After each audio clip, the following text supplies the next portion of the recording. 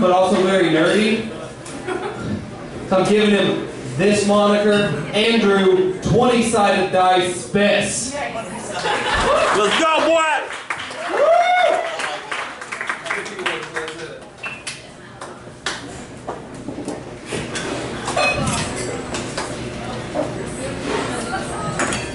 Would it be 20-sided die? Actually, it's just, because it's just one.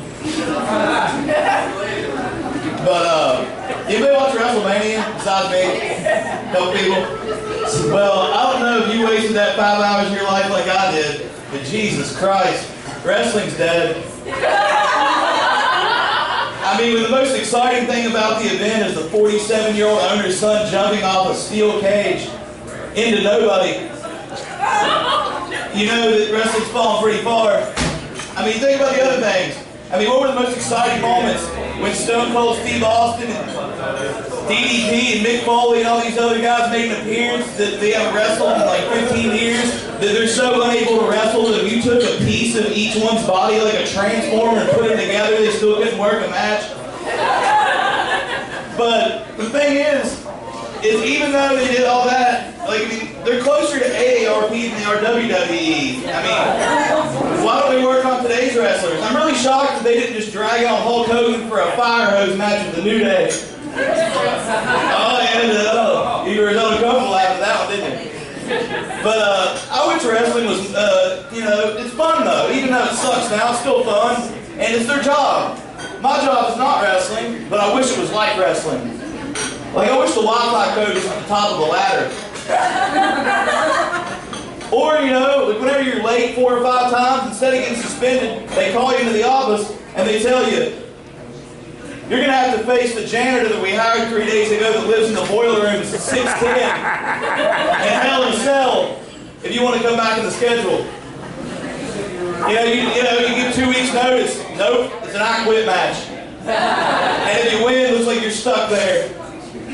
But I'll tell you one thing I don't want to see.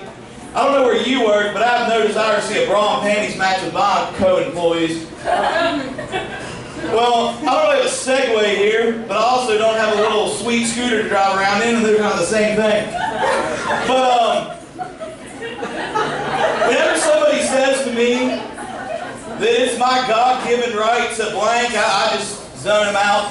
You know what I mean? Usually you hear that before it's owning a gun, which the Constitution may give you a right to own a gun, I'll give you that, but God didn't write it.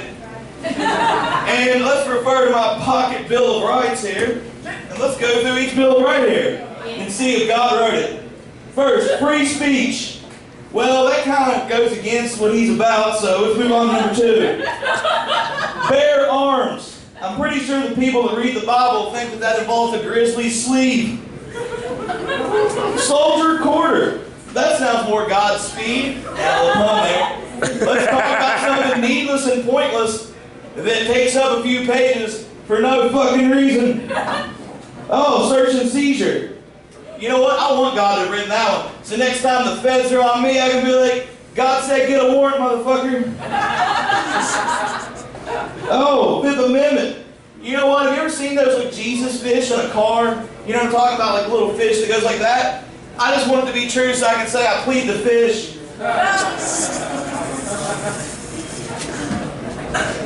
All right, 6, right to a speedy trial. That sounds like more time for church. He's definitely behind that one. A jury trial. Tupac, you're full of shit. Only God can judge me. I doubt that. He said a jury could too. Excessive bail. That's more money to tithe. How are you supposed to give 10% if the bail bondsman's already got 10? Constitutional construction, which I like to call the Fight Club Amendment. If there's something in your list about the list, it doesn't need to be in the list. And states' rights, God didn't do that. You know why? Because God definitely wouldn't have created Florida. Thank you so much.